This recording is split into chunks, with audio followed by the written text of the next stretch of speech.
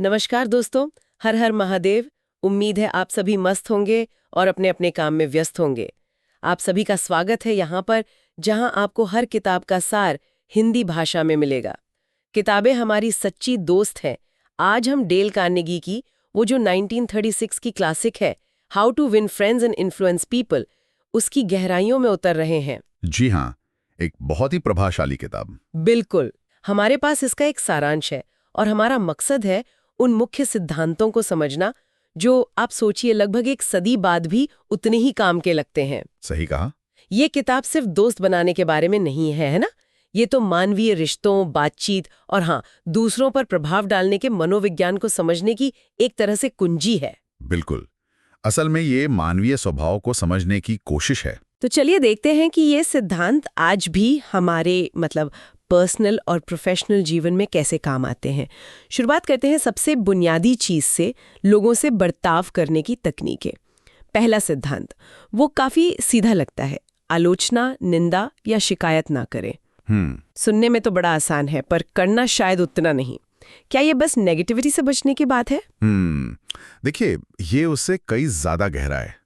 Carnegie का तर्क है कि आलोचना वो ज्यादातर बेकार ही होती है, क्योंकि होता क्या है कि लोग एकदम से डिफेंसिव हो जाते हैं। हाँ, सही बात है। और जब कोई डिफेंसिव होता है तो वो आपकी बात सुनने या अपनी गलती मानने के बजाय वो खुद को सही ठहराने में लग जाता है। अच्छा। तो मुद्दा सिर्फ नकारात्मकता से बचना नहीं है, बल्कि ये समझना है कि आलोचना से बातचीत का रास्ता ही बंद हो जाता है। इसके बजाय कार्नेगी कहते हैं, सामने वाले के काम के पीछे की वजह, उनकी सिचुएशन, उनकी प्रेरणाओं को समझने की कोशिश करें।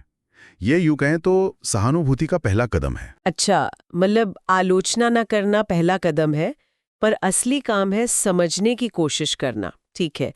दूसरा सिद्धांत है, सच्ची और ईमानदारी से प्रशंसा करें। जी। ये तो स्वाभाविक लगता है भाई, हर कोई तारीफ चाहता है, पर सच्ची और ईमानदारी से पर इतना जोर क्यों? देखिए, बात यह है कि लोग बनावटीपन मतलब झूठी चापलूसी बहुत जल्दी पहचान लेते हैं। हाँ, ये तो है। और झूठी प्रशंसा का असर या तो होता नहीं या फिर नेगेटिव होता है, विश्वास कम हो जाता है। कार्नेगी वो विलियम जेम्स का जिक्र करते हुए कहते हैं कि इंसान की सबसे गहरी इच्छा होती है महत्वपूर्ण महसूस करने की।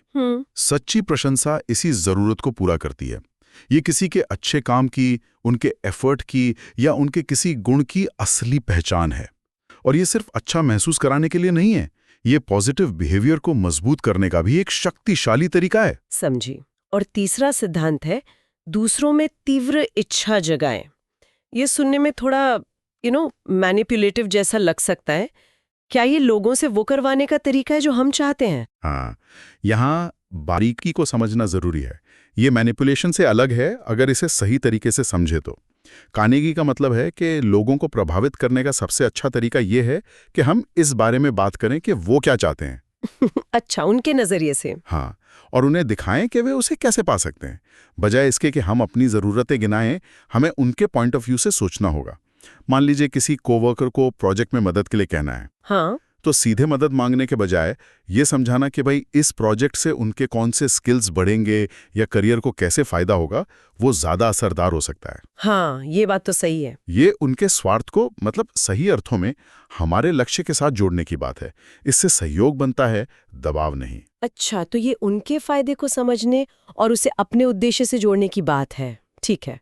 चलिए अब बात करते हैं लोगों को पसंद आने के तरीकों पर।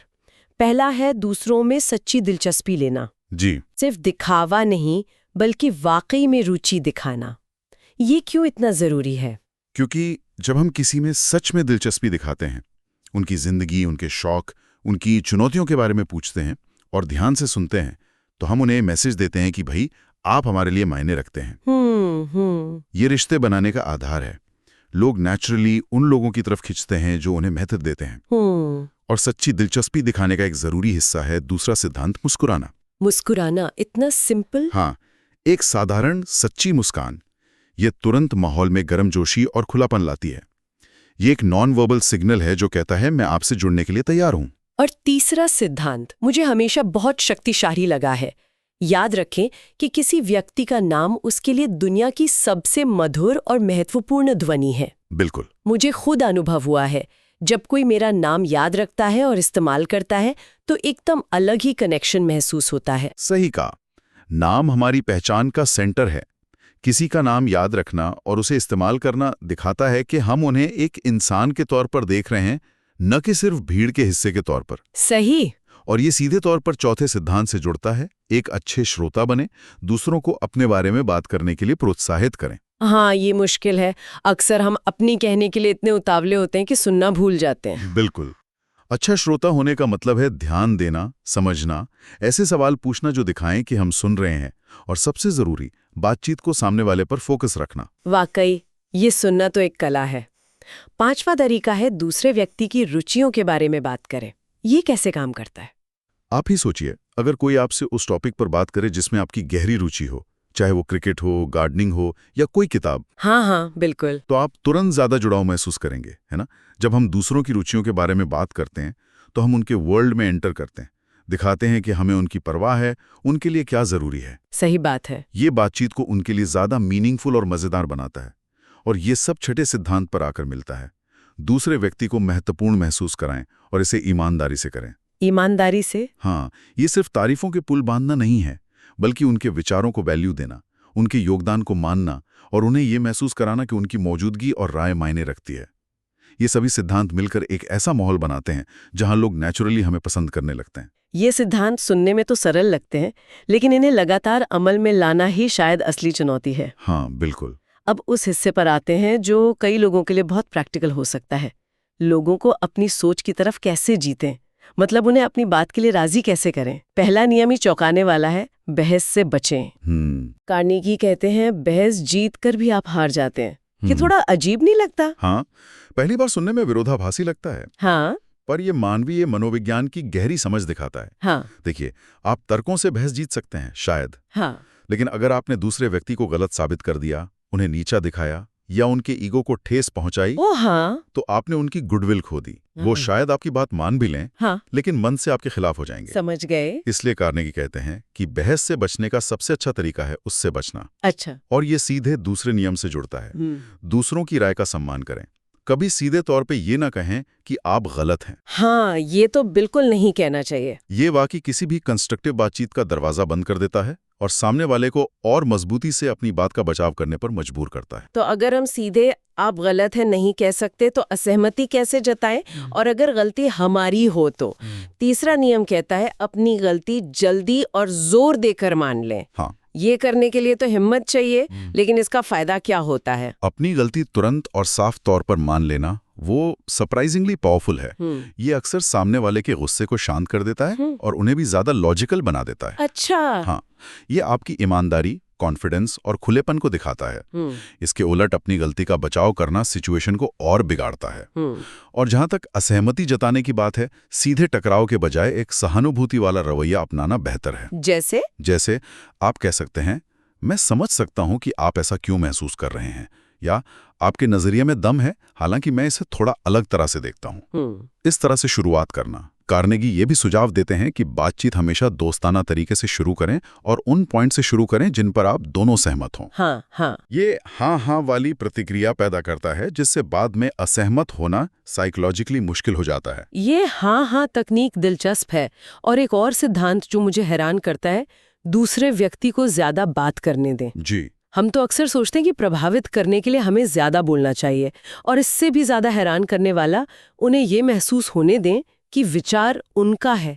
ये कैसे मुमकिन है बिना चालाकी के? देखिए, ये चालाकी नहीं, चतुराई है, और ये सहानुभूति पर आधारित है। जब हम दूसरों को ज्यादा बोलने देते हैं तो हम न केवल उनकी पूरी बात और फीलिंग्स को समझते हैं, बल्कि उन्हें ये भी महसूस कराते हैं कि भाई उनकी बात सुनी जा रही है। ठीक है। जहां तक विचार को उनका बनाने की बात है, इसका मतलब है कि सीधे अपना सॉल्यूशन थोपने के बजाय ऐसे सवाल पूछें या सुझाव दें जो उन्हें धीरे धीरे उसी नतीजे पर ले जाएं जो आप चाहते हैं। अच्छा, गाइड करना एक तरह से। बिल्कुल। जैसे, क्या हमने इस ऑप्शन पर सोचा है, या अगर हम ऐसा करें तो क्या नतीजा हो सकता है। जब लोगों को लगता है कि समाधान में उनका भी हाथ है या आइडिया उनका अपना है, तो वे उसके प्रति ज्यादा कमिटेड होते हैं। ये ओनरशिप की भावना पैदा करता है। यानी ये एक तरह से मार्गदर्शन है, थोपना नहीं।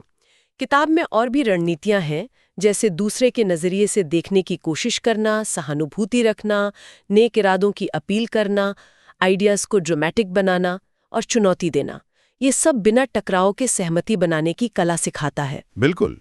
ये सब मानवीय प्रेरणाओं और भावनाओं को समझने और सम्मानजनक तरीके से बातचीत करने के बारे में है। चलिए अब अंतिम खंड पर चलते हैं। एक नेता बने, लोगों को ठेस पहुंचाए बिना या नाराज किए बिना कैसे बदलें? ये तो मैनेजर्स, टीम लीडर्स, पेरेंट्स सबके लिए काम का लगता है। हाँ, बहुत जरूरी है। पहला कदम प्रशंसा और ईमानदार सराहना के साथ शुरुआत करें। ये क्यों जरूरी है? जब हमें किसी के व्यवहार में बदलाव लाना होता है तो सीधे आलोचना से शुरुआत करना अक्सर विरोध पैदा करता है। हाँ, लोग बंद हो जाते हैं सुनना। बिल्कुल। प्रशंसा से शुरुआत करना एक पॉजिटिव माहौल बनाता है और व्यक्ति को फीडबैक सुनने के लिए ज्यादा तैयार करता है। ये सैंडविच तकनीक का हिस्सा है, हालांकि कार्नेगी इसे और बारीकी से बताते हैं। दूसरा कदम इसी से जुड़ा है। गलतियों की ओर सीधे इशारे करने के बजाय इनडायरेक्टली ध्यान दिलाएं। अच्छा, इनडायरेक्टली कैसे? जैसे सीधे ये कहने के बजाय कि आपकी रिपोर्ट में बहुत गलतियां हैं, ये कहना बेहतर हो सकता है, मैंने रिपोर्ट देखी, इसमें काफी अच्छी जानकारी है। अगर हम डेटा प्रेजेंटेशन पर थोड़ा और काम करें तो ये और भी प्रभावी हो सकती है। समझी, मतलब उनकी बेइज्जती ना हो। हाँ, ये शर्मिंदगी से बचाता है। और तीसरा तरीका तो बहुत ही प्रैक्टिकल लगता है। दूसरों की आलोचना करने से पहले अपनी खुद की गलतियों के बारे में बात करें। ये कैसे मदद करता है? ये आपको मानवीय बनाता है और वो जो सुपीरियॉरिटी वाली पोजीशन होती है उससे नीचे लाता है। जब आप मानते हैं कि हाँ, मुझसे भी गलतियां होती हैं, तो दूसरा व्यक्ति आपकी बात को कम डिफेंसिव होकर लेता है। एक बराबरी का माहौल बनता है। हाँ, ये अच्छा पॉइंट है। चौथा सिद्धांत भी लीडरशिप के लिए महत्वपूर्ण है। सीधे आदेश देने के बजाय सवाल पूछें। मतलब इसे ऐसे करो। हाँ, उसके बजाय पूछें, क्या आपको लगता है कि ये तरीका काम करेगा? या इस लक्ष्य को पाने के लिए आपके क्या विचार हैं? ऐसा पूछना लोगों को एम्पावर्ड महसूस कराता है और उन्हें समाधान का हिस्सा बनाता है। पांचवा सिद्धांत है दूसरे व्यक्ति को शर्मिंदगी से बचाएं। मतलब let the other person save face. ये पब्लिक में क्रिटिसाइज न करने और व्यक्ति की डिग्निटी बनाए रखने के बारे में है ना? बिल्कुल। किसी की इज्जत या सेल्फ रिस्पेक्ट को ठेस पहुंचाना लंबे समय तक नुकसान पहुंचा सकता है।